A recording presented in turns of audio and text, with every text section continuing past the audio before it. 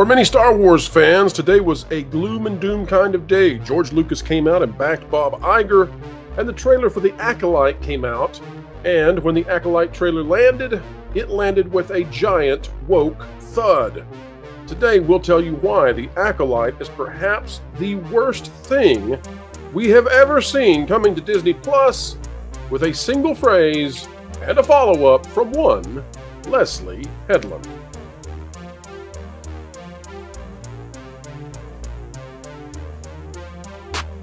Hello, ladies and gentlemen. Welcome back to the Pro Channel. We are happy to have you, as always, here. Our job, which you have given us, is to explain entertainment, keep you ahead of the culture curve. We love doing so. We also love having you click that like button if you are so inclined. Today, we are inclined to read this article from thatparkplace.com, the website where, if you are not yet bookmarked to it, what are you waiting on?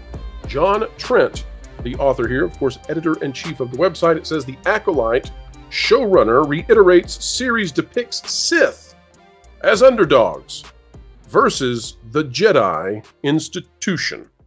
Now, the reason, folks, that we say this is the wokest and not jokiest, but rather most pathetic thing we have seen coming to Disney Plus yet is because this is an utter deluge of postmodern Marxist, neo-Marxist wokeism, intersectional tribalism we've ever seen. During the Pro Show, we covered the topic of the demographics represented in the trailer. Needless to say, there's one group that's excluded, and you can figure out which group that is. We're not in favor of any exclusionary tactics. But beyond that, the hero of The Acolyte makes a declaration in the trailer, and I want to specify for you out there. Folks, it's time to learn just a wee bit.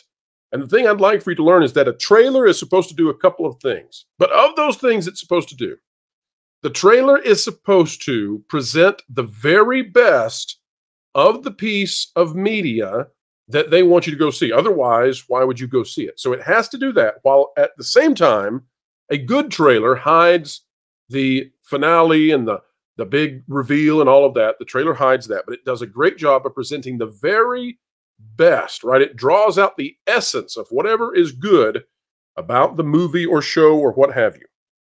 And one of the ways that a trailer can do that is it presents the ethos. And so people who make trailers, they work very hard at figuring out what is the most important thing to differentiate our product that we should put in this trailer that lets the audience know, you've got to go see this. Well, with The Acolyte, there were some things that they believed apparently were the absolute forefront issues that you needed to know to differentiate this from anything you've ever seen before, and you have to go see it.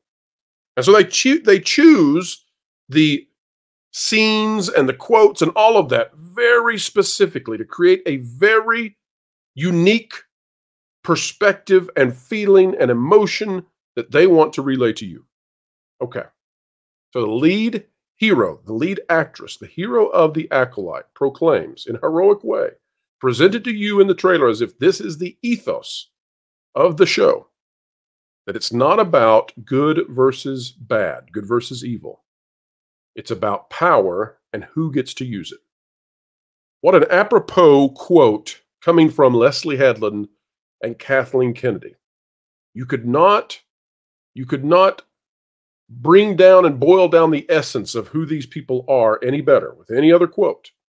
That is literally the marching orders, the modus operandi of the extreme, far, far left, the intersectional, tribalist, postmodern neo-Marxists, those who believe that power is truth, or at least that there is no truth at all, and only power is what exists in the cosmos for one to wield. Now, that is anti-logos, that is anti-God, that is anti-truth, whatever you might believe. I'm not trying to step on the toes of atheists out there. I'm simply trying to say this is anti-objectivity. And you might say, well, that's just a bridge too far, Pro. This is just a little trailer for a little Star Wars show. Let's read the article, folks, and you join in with me. Leslye Headland, the showrunner of the upcoming Star Wars series The Acolyte and the former assistant to Harvey Weinstein, reiterated that the series will depict the Sith. By the way, in George Lucas' Star Wars, the Sith are the utter representations of evil, as underdogs as they face off against the institution of the Jedi. Because remember, in postmodern, neo-Marxist, intersectional tribalists' viewpoints, the institutions are that which you must tear down. So the institutions, for any flaw they might have, destroy them, create anarchy, and build back from it, from the rubble, the vision that you have in which you are at the top. You are at the top of the power hierarchy. And by the way, folks, this is not some sort of insane thing that you've never seen or heard before. This is all throughout history, right? I mean, go back and look at the various revolutions. Most revolutions don't end well. The American Revolution did. Most revolutions don't end well. And oftentimes it's because the destruction of whatever was corrupt is superseded and replaced by something far, far worse. And that tends to be because those who win want power, rather than the very unique moment in history in the United States where the founding fathers elected to constrain themselves and future generations in order to provide for a very robust society. Headland made her comments in an interview with StarWars.com saying, if Star Wars is about the underdog versus the institution, the Jedi are the institution. Now, Headland is just utterly devoid of truth here. Star Wars has never been about the underdog versus the institution. That is a revisionist rereading of Star Wars with postmodern lenses, right? You have to be a wackadoodle whack-job to have come up with that as what it's about. Star Wars has always been about fighting to redeem the sins of the past. Star Wars is a story about Luke Skywalker redeeming his father who has fallen into utter depravity and has become the icon of the shadow of the human psyche. And Luke believes there's still a shimmer of hope inside of him, such that Luke will lay down his life to redeem his father and thereby save the entire galaxy.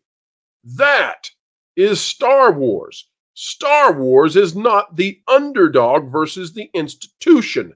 The Empire is not some sort of nebulous institution, and Luke is not some sort of faceless, amorphous underdog.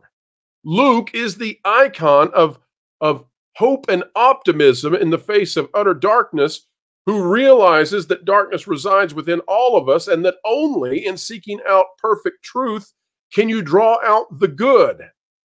That is Star Wars, not an underdog versus an institution. She continued, I was so interested in a storyline where the Jedi were at the height of their power, and I don't mean the Phantom Menace, because at that point there's a Sith Lord in the Senate, and they're not picking up on it. Headland went on to reveal the series asked the question, what went wrong? She also added, and if the bad guys are actually the underdog, it just seemed like a cool reversal. Headland previously informed Entertainment Weekly that the series would tell its story through the perspective of the villains. She said, we are looking, well, this is perfect because she, I think, is villainous. You all know her relationship, and you all know that she is alleged in a lawsuit to have funded efforts to destroy Gina Carano in her career. So I totally understand why Leslye Headland would want to tell a story through the eyes of villains. It's where she's most comfortable in my estimation. She said, we are looking at a timeline where there is peace throughout the galaxy, and it was very challenging and interesting to make a Star Wars with no war in it. Yeah, how about that? I would say it would be difficult to make a Star Wars show with no wars in it, kind of like making a song about the color blue without talking about anything blue in it. It's kind of like having a baseball game where you throw a football instead. I would say that's tough. Yeah, I agree, Leslye. Good job. Way to set up a real situation there. Good job, Leslye. So the question became, well, what should the show be about if it's not going to be about the galactic conflict? Yeah, if it's not about stars or wars, what do we got left? It doesn't have Luke. It doesn't have Darth. It doesn't have Vader. It doesn't have Anakin. Let's just think about bad guys. You want to do some bad guy stuff? One thing I bet you won't see in this is I bet you won't see the bad guys working for an even more bad guy who uses his power to lure in women. Bet you won't see that. Might hit a little too close to home. And I think that's what makes this show different, she says, and interesting, is that it's from the perspective of the bad guys or the villains of Star Wars. These are people who are using the Force in their own way, dipping into the darker side of the Force, and are doing it without being sanctioned by the larger institution, which in this case is the Jedi. Maybe that's what she longed for once upon a time, dipping into the dark side without any pushback from the institutions. I don't know. I don't know, folks. I can just tell you that we've hit bottom. The Acolyte is the bottom. It's not a sizzle reel. It's a real thing. It's coming out this June. I will review it. Who knows? Maybe there's a 1% chance it'll be good, but the trailer does not give us any hope of that. In fact, it just gives us a thesis of postmodern, neo-Marxist, tribalist intersectionality, and something that I think is cancer to living well. So that's what I think. I think we've got a show where the trailer presents a vision that I think is an utter detriment to living well. Boy, isn't that a fun thing to have to review in a few months. And boy, isn't this a dark place for Star Wars to be. But you have to hit bottom for these people to learn. Whatever happens with Nelson Peltz, whatever happens with Tryon, whatever happens with the proxy war, whatever happens with Bob Iger, whatever happens with George Lucas, you all will have the final say. And one day, whatever happens with Star Wars, we're going to start making our own franchises here on this channel and beyond. They're already doing it with the Rippaverse. Somebody's going to be making very popular things that harken back to the values we know are far, far better. And folks, we should not take our values from someone like Leslye Headland, who I find to be reprehensible in ways that I struggle to even verbalize. And I'm verbose. All right, folks, that's the video for this evening. Hope you enjoyed it.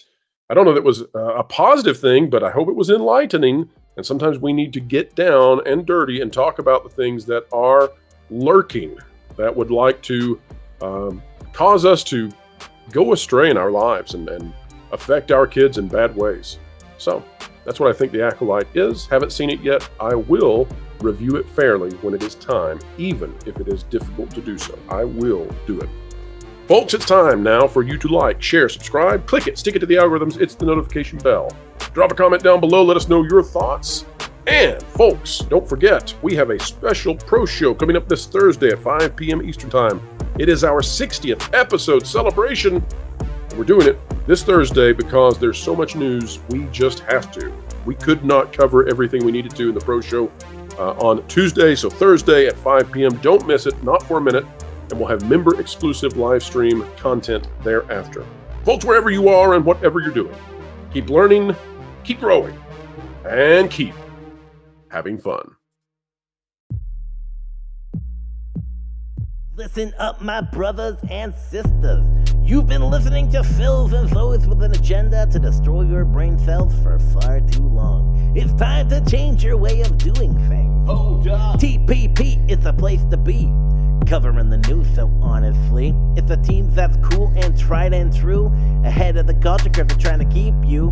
Jonas and Pro, they run the show, and they dragged in the bearded culture casino. You got Valiant and Lord and Fourth of Light. Wonderful people, yeah, they're alright. They got weird bringing in people like Floral, but made no mistake with Lorena Creole. Amelia and John, stuttering guitarist. Martin and Tawny and someone called CMS. Fat Steven makes a bunch of other graphics. Did I mention a partnership with Bending in the comics? Fat Sky is a guy and Doc Matt does the web stuff. There's probably some people I missed. I hope they're not telling you the news that should be fun. With accurate info that's not been spun. You can figure it out as you will see. The TPP is the place to be. Yeah, Wilton. That was actually pretty good, or white. But I think you might have forgotten Vash. Well, he lost all his friends. But it was implied.